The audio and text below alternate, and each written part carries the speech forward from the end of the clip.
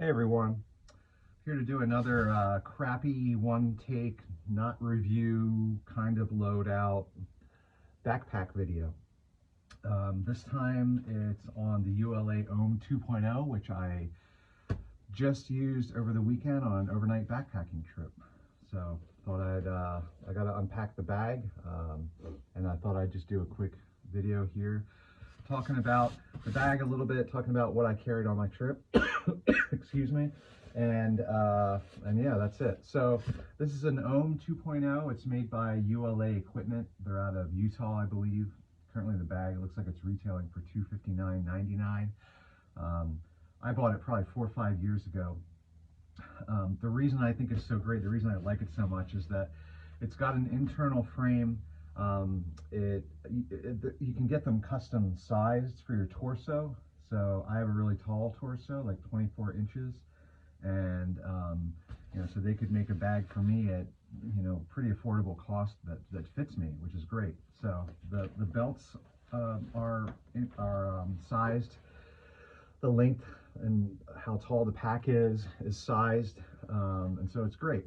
It's really lightweight for what it is. It's 63 liters, so it carries a lot of stuff, and it's just really comfortable for me. I love this bag. So I use this bag when the weather's colder. I live on the East Coast of the United States where we have 4 seasons. I tend to use this one in the colder months because I have a smaller bag that I use when I don't have as much stuff. But yeah, so that's it. So here it is. Here's the bag. Just got back. If you want more specs or information, materials, this is Robic, by the way, about the bag, then just go look at one of the other millions of the reviews that are probably out there. But this is the Ohm 2.0. Cool. So getting into it. So this is the bag. This is how, literally, I haven't even touched it since I took it off my back. Got thrown in the back of the car, and here it is. So here's the harness system. It's really great because it has, these straps are pretty wide but relatively light. It has various ways to carry water bottles on the straps, which I love. I love being able to access bags while I'm moving, and I like having it in the front. It also helps distribute the weight a little bit better. I actually also run a chest rig, which is a bag that straps to your chest, and I did do that. I'm not going to talk about that bag here, but that's just an FYI. This one also has, I prefer this kind of pouch situation to throw the water bottle in. I'm not sure where that is, but it fits like smart water bottles and various, I think there may be liter plus or minus size bottles will fit right in there. But you can kind of loop them through these straps and put them on that way. I just prefer this. I find it's just more seamless in and out. The hip belt does have pouches, which I like in theory, and I actually ended up not using as much as I thought I would. Comment on hip belts in general, I tend not to run them unless the weight is more than 25 pounds or so. I guess you could call me an ultralight backpack person. Sometimes I go out with a base weight of say 8 pounds or so. Certainly not with this bag. And I also do rucking, which is where you put a big heavy metal plate in a backpack and walk, or quick walk around for kind of a workout. But I found, other than for rucking purposes, I found that for the most part I don't even really need a belt unless the bag is over 25 pounds, which for me really only means winter loadout, basically. Anyway, this bag does have multiple ways, or I'm sorry, this hip belt does have multiple ways to adjust it. You can remove it, which I would never do with this bag. And there's pouches. There's actually just a strap in there that I just dropped on the floor. Oops, I'll find that next year. In there, but it's a great place to like throw your wallet, or maybe your phone if you're not using it, or small items. Yeah. So flipping it back around, there's this big stretchy pouch, which I think is awesome. Sometimes, in fact, I just throw things in here that I'm going to need throughout the day, like maybe water filter or snacks, or sometimes even maybe a little way to start a fire if I'm going to need to cook something in the middle of the day, which isn't very common, but sometimes. But I find this is great. This time I did something different. I have this pouch, which I think I've had in other videos. It's made by Recreation Equipment Outfitters. It's X-Pack and it's bright, and it fits a lot of stuff, and it's pretty awesome. I'm really starting to like it. You can look that up, remote equipment. It's just called the org pouch, organization pouch. And I did this for a couple of reasons. One, it kind of organizes all the stuff that I might have thrown in here. It's light, and I was hiking through state game lands for part of this trip, and I had it strapped back here like that, and it was just additional visibility, which I thought was great. So I don't think I'm really going to go over everything in here. Maybe I can do a separate video on that at some point, and I probably will. But I will say that it just fits so much stuff. No matter what I throw in there, it seems to fit. This I have kind of toiletry stuff, which is kind of, you know, where I was camping this time, there happened to be a privy, so I didn't even need to use any of that. My fork, my spoon, I'm realizing that it's next to the poop stuff, but again, this is for digging a hole, and these are wet wipes, so it's not actually, you know, I'm not touching my butt with my spoon. There's a big old pouch over here. I've got lights and my Garmin thing, which lets you text when there's no cell phone signal, and just bits and bobs. Again, I'm not going to make a big deal out of that, but this thing is awesome. This thing fits right in there, or outside strapped to it, or in like EDC backpacks. This thing's great. Hero clip. This is my favorite use case for hero clips, is when you're backpacking, so that I can get to camp, hang my bag from a tree, unload it, load it, keep it up off the ground overnight sometimes to keep critters from getting inside of it. You can look these up. It's called a hero clip. They just open up and allow you to keep, you know, it's a carabiner that has a hook on it, basically. For this particular trip, we're usually getting to camp early and processing a bunch of wood for a fire, so I use, I think this saw is friggin' awesome. This is made by Agawa, I forget the model, but it's relatively lightweight. As you saw, packs down into this thing, which straps to the outside of the bag, and it essentially opens up into, you know, a full-size saw, and it's awesome. I mean, without this, fires would not be as good, in my experience. Excuse me. It's got these big old side water bottle pockets, which are great. They fit more than even what I've used them for this time. Got a titanium cup in there with my probably 5-6-year-old at this point homemade insulation on it. That's just a Snow Peak titanium cup for coffee and whatnot. This is a Helinox chair. It's a high back. Forget, is it a Helinox 1 high back? I don't know, I forget. Again, I'm 6'3", 24-inch torso. The Helinox 0, I think is what it was, is I have too. It's just too, it just doesn't give the back support.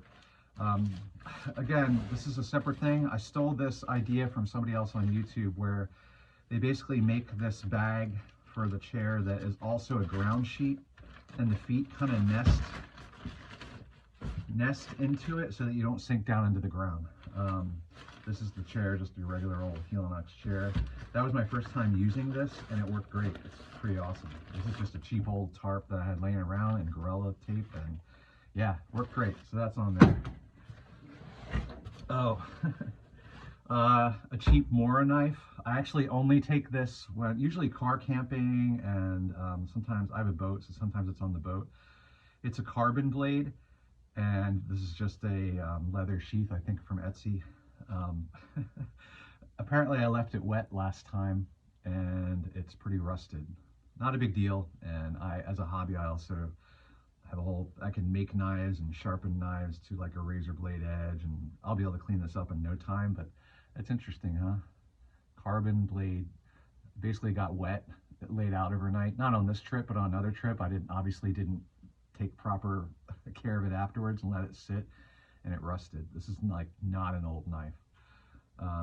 And these are Mora knives, by the way, which is, I believe, a Swedish company.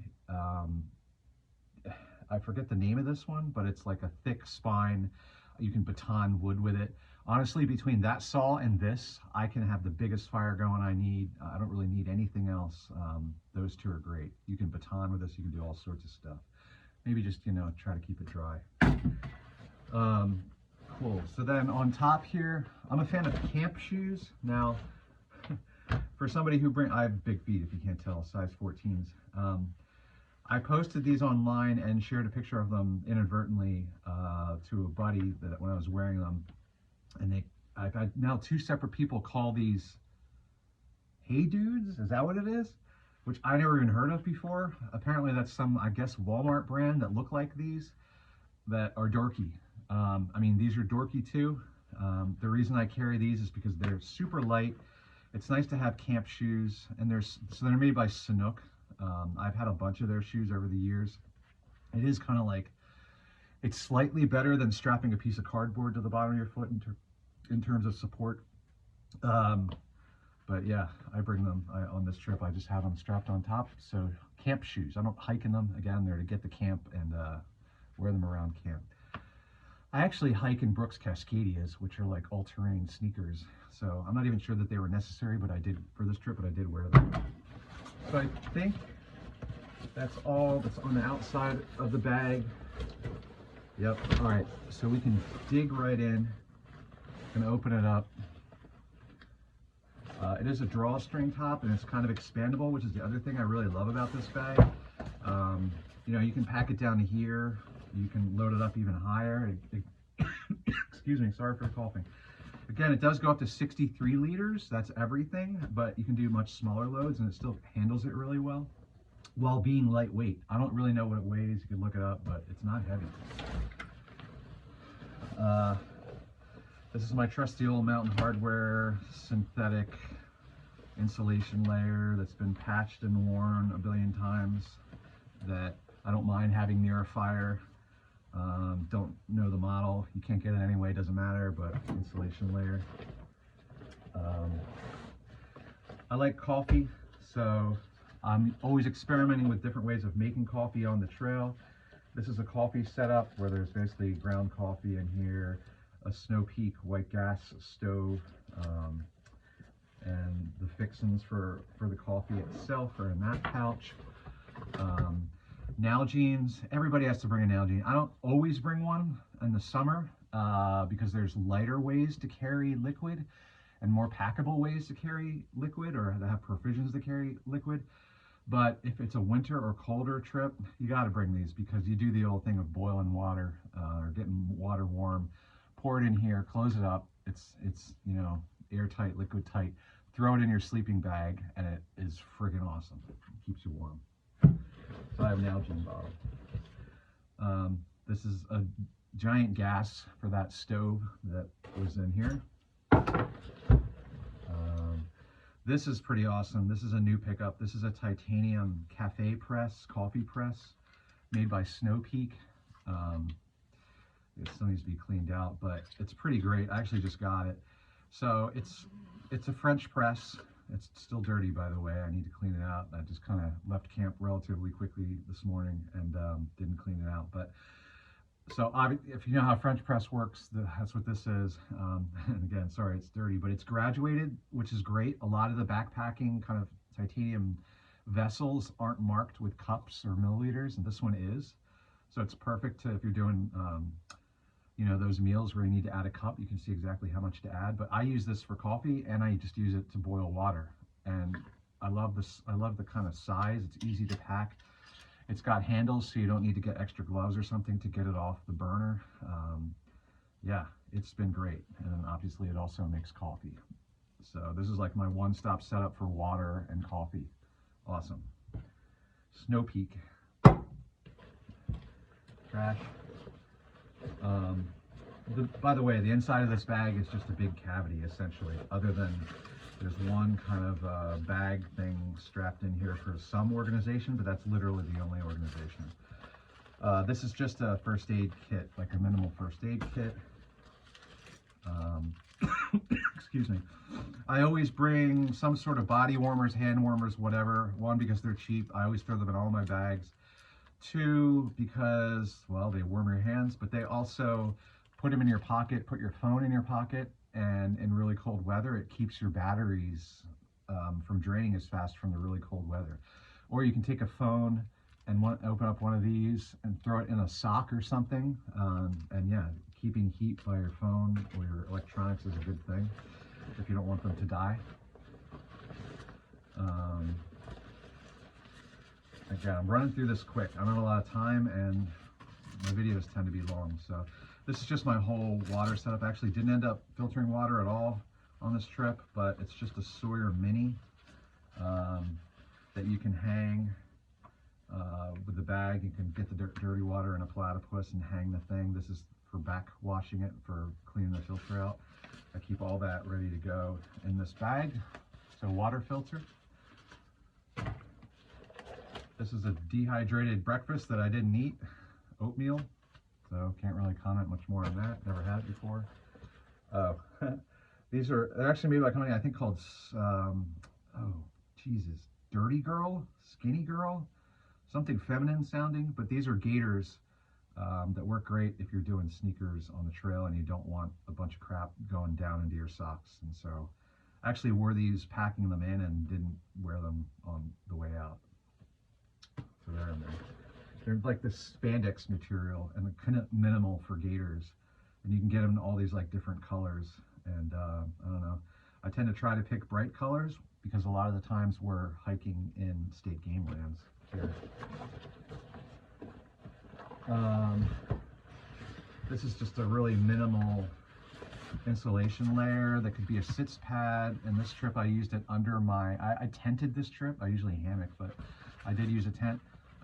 And this was additional insulation layer under my sleeping pad, or you can sit on it at camp. It like literally weighs close to nothing. I think Gossamer Gear makes it, or maybe Hyperlite Mountain Gear. They're like $8. I highly suggest getting one. Playing cards that we didn't use. I did have somebody with me. This is a camp pillow made by Climate that apparently I didn't put back in the bag. Medication. Yeah, Nemo Tensor insulated long wide sleeping pad. This is a rectangle one. Sleeping pad, self-explanatory. I did experiment this time with, I think it's in here, just for fun. I'm always trying new stuff out. I got this like $25, $30 air pump for this thing. It's not a big deal to blow up, and it does come with one of those bags that you like blow air into and then transfer the air by pushing it from the bag into this to fill it up with air. What's the word? I found this though that I thought was pretty neat. It's basically a USB powered, battery powered pump. So it fills that thing up pretty quickly. It has little adapters on it, so you can use it for different things. That works pretty well. It's kind of cool, and it's tiny. Most of those are like these big bulky things that take like D batteries that I'm not carrying that. Let's see what else. This is part of my tent. It's REI Flash 2 two-person tent. It's pretty light. This is just the fly in the tent. Again, I'm not going to go into a lot of detail on that. You can look it up. Again, I'm normally I'm normally a hammock person, but occasionally I experiment with tents, and I never sleep as well as I do in a hammock. But I don't know, pros and cons. That's the tent. I didn't bring a lot of extra layers, but a merino wool gaiter I think is really important to have. Didn't actually use it, but I did have it. Extra pair of socks. Try to stick with the wool, whether it's from sheep or alpaca. This is a merino wool extra t-shirt. This one I believe is from Z-Packs. These are also, to bring an extra shirt, a little trick when you are on a sleeping pad is, so often when you have your pillow on top of the sleeping pad, if it's not like in the head area of a sleeping bag kind of locked in, which in my case I don't have that because I use a quilt, you wake up in the middle of the night and the pillow is like slipped off of your pad because they're kind of a slippery material. A kind of trick is to take a shirt or something and put it over the end of the sleeping pad, and then you shove your some extra clothes or your pillow or whatever in there, and it kind of keeps it in its spot. So I always bring an extra shirt for that. Again, good backpacking practices are have things that have multiple uses, right? So that's a great one.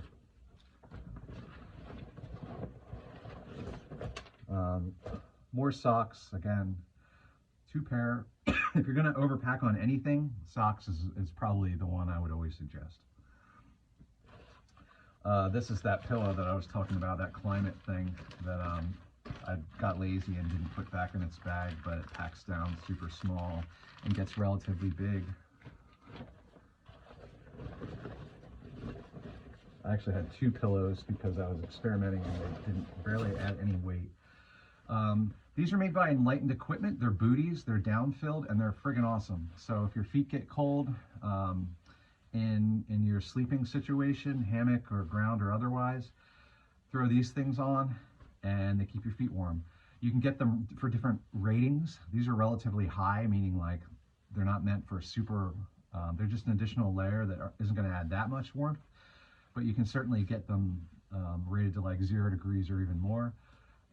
And when you're not using them, they pack down really small, and you can kind of jam them in a bag and use them as a pillow or to add additional fluff to whatever you're using as a pillow.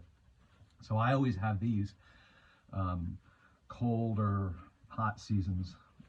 You can also get these kind of booties that go over them and you can walk around camp in them. I don't do that. I think it would wear them out quicker eventually, and the booties honestly are, I don't know, I'd rather just have camp shoes, but you know, you can look them up. So these are insulated booties. There's a couple companies that make them. I believe these are from Enlightened Equipment. I've had them 5 or 6 years.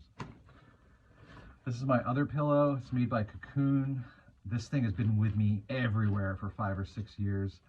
I actually went to REI when I bought this and literally, like a crazy person, laid there and tried every pillow that they had to see what was going to be comfortable for me, and this is what I landed on. Packs down super small. It's called the Cocoon Travel Pillow. No idea if they still make it. I'm sure they make something similar to it. It takes air, you know, you blow it up, and it packs down to like the size of a golf ball, honestly, maybe 2 golf balls. But I don't always do that. Sometimes, especially when you have a bigger bag, it's easier to just jam things in there. I brought 2 pillows because when you're ground sleeping, if you're a side sleeper, it's hard to get enough, like deep enough pillow to actually be comfortable. So that's why I had 2. These are just the poles for that tent. I just tend to, it's easier to pack running them separately.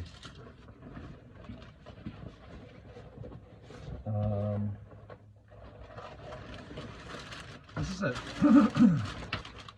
piece of Tyvek. It's still wet. It's just a ground sheet.